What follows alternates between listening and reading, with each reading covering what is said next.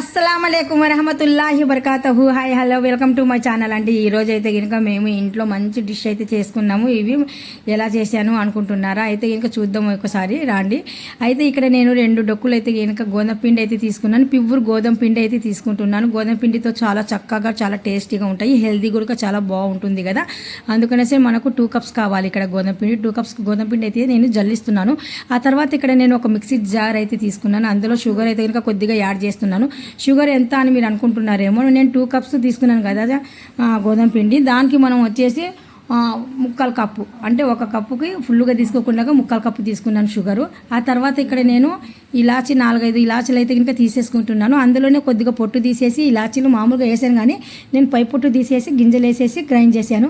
ఆ తర్వాత మనం ప్లేన్ పిండిలో ఇక్కడైతే కనుక 1 స్పూన్ అయితే కనుక ఘీ అయితే యాడ్ చేస్తున్నాను. మంచిగా ఇలాగ ఘీ యాడ్ చేసేసి పిండి బాగా కలిపేయాలి. ఘీతో పాటు పిండి బాగా కలిపేస్తే కనుక పొడి పొడిలాడిపోతుంది.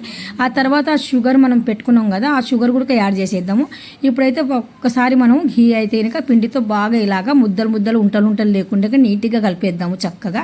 ఆ తర్వాత మనము ఈ పౌడర్ ఉంది కదా, షుగర్ పౌడర్ కూడా మనం ఇలాగా పౌడర్ చేసుకుంటే ఇంకా చాలా చక్కగా ఉంటుంది. అందుకనేసి నేను పౌడర్ అయితే చేశాను. ఆ తర్వాత షుగర్ పౌడర్ ఇన్ని మనము చక్కగా కలిపిన తర్వాత సరిపోయినట్టుగా కొద్దిగా వాటర్ వేసి మనము వీటిని బాగా ఒక ముద్ద చపాతీ ముద్దలాగా అయితే రెడీ చేసేద్దాము. చూస్తున్నారు కదా, ఇక్కడైతే ఇంకా నాకు ఇఫ్తార్కి టైం అయిపోతుంది. అందుకనేసి నేను చాలా ఫాస్ట్గా అయితే పని చేసుకుంటున్నాను. కొద్దిగా అయితే కనుక వాటర్ వేసేసి ఇలాగ వేళ్ళతో మనం పిండి బాగా చక్కగా గట్టిగా మన చపాతీ ముద్ద కన్నా ఇంకా కొద్దిగా టైట్గానే ఉండాలి ఈ పిండి.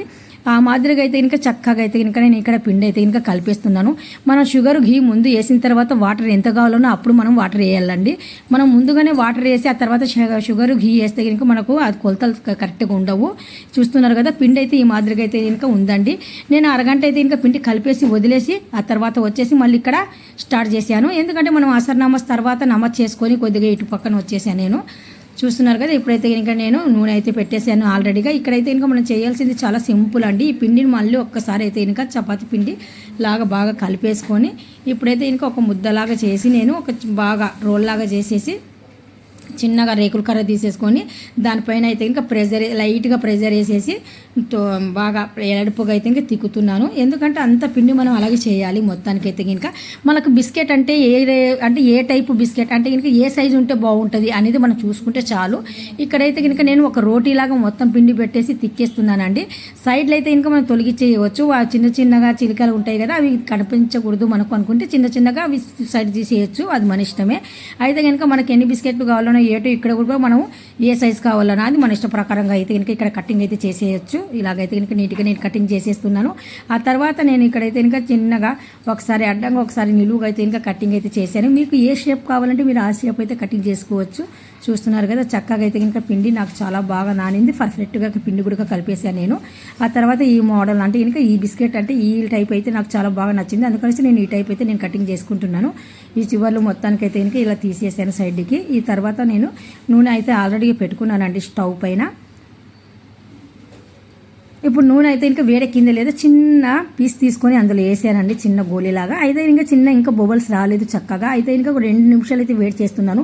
మనం వేసిన వెంటనే అది పైకి రావాలి. ఇది 2వ సారి వేసి చూస్తున్నారు కదా. ఇప్పుడైతే చక్కగా అయితే నూనె అయితే వేడెక్కిందండి. అందుకనేసి చిన్న పిండి తీసుకొని అలాగే వేసాను.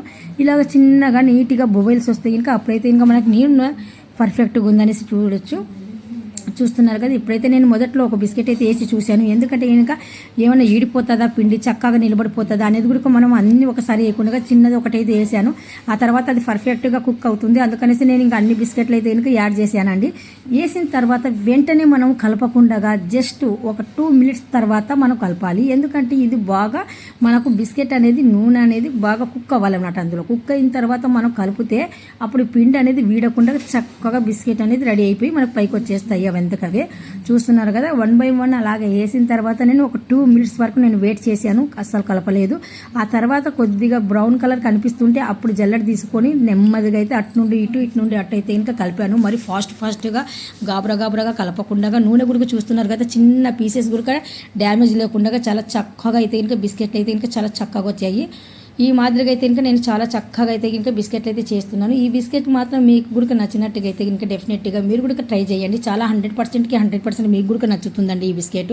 చూస్తున్నారు కదా, మామూలుగా అయితే ఇది స్టీల్ది కదండి కళాయి, అందుకనేసి ఒక చిన్న పాటు అనేది అడుగు చిన్నది అయితే ఇంకా ఎక్కువగా బ్రౌన్ ఎక్కువ అయిందనమాట. అంటే కాలింది లైట్గా, ఆ కాలిన వెంటనే పర్వాలేదు, అలా ఆ మాత్రం అయితే ఇంకా వస్తాయి బిస్కెట్లు. అయితే ఇంకా నేను అటు ఇటు తిరిగేసి బాగా మంచిగా కాల్చి తీసేయనండి.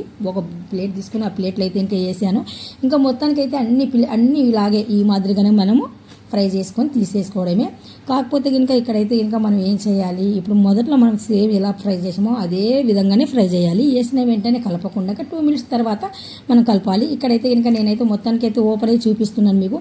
వన్ సైడ్ అయితే ఇంకా మంచిగా కాల్చాను, ఎందుకంటే ఇంకా లోపల వరకు మనకు కుక్ అవ్వాలనేసి నేను 2 సైడ్లు అలాగ కాల్చకుండా వన్ సైడ్ అలా కాల్చి వన్ సైడ్ మాత్రం లైట్గా కాల్చి తీసాను అనమాట. చూస్తున్నారు కదా, చాలా చక్కగా అయితే ఇంకా మనకు బిస్కెట్లు అయితే ఇంకా కుక్ అయిపోయి వచ్చాయి.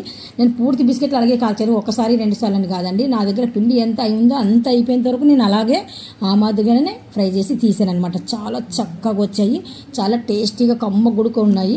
మీరు కూడా ట్రై చేయండి, మీకు కూడా డెఫినెట్గా నచ్చుతాయి ఈ బిస్కెట్లు. 100కి 100% అయితే బిస్కెట్లు అయితే నచ్చుతాయి. చూస్తున్నారు కదా, ఈ మాదిరిగా అయితే ఇంకా బిస్కెట్లు చేసుకున్నాము.